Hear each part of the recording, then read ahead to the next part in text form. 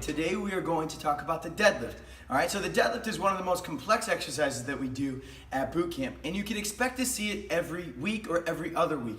And it's important because you use the most muscles in your body, all right, every time you use the exercise. So you're using the posterior chain, which is just a fancy way to say you're using your glutes and your hamstrings and a whole lot of core, all right? So it's just important that you make sure you do the exercise correctly, whether you're a veteran or you're brand new to boot camp. So when the music's blaring and all that type of stuff going on, it's very tough to hear everything that your coach is saying. So I'm gonna break it down simply for you today and make sure that the key thing is safety while we're doing this movement, all right? So the first step is your feet. You wanna make sure that you're set up correctly before you even touch the kettlebell, all right? So feet shoulder width apart, they're side to side on the side of the plate. Make sure your heel is in line with the center of the plate, all right? At boot camp, we always use the plate just to make sure that you keep your feet nice and wide and correctly. Now make sure the ankle is in line with the center of the plate. Then also the ankle is gonna be in center with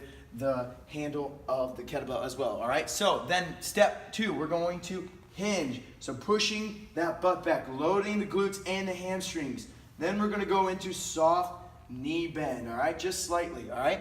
Then step four, we're gonna go, make sure you keep that back nice and flat. Notice I'm not arched, all right? I'm keeping that back nice and flat. I'm not looking straight up to the ceiling. There's nothing up there except ceiling tile. We wanna keep that chin nice and tucked down, spine in line. Keeps that spine nice and safe, keeping that core nice and tight. We're going to go down and grab and break the handle in half, all right?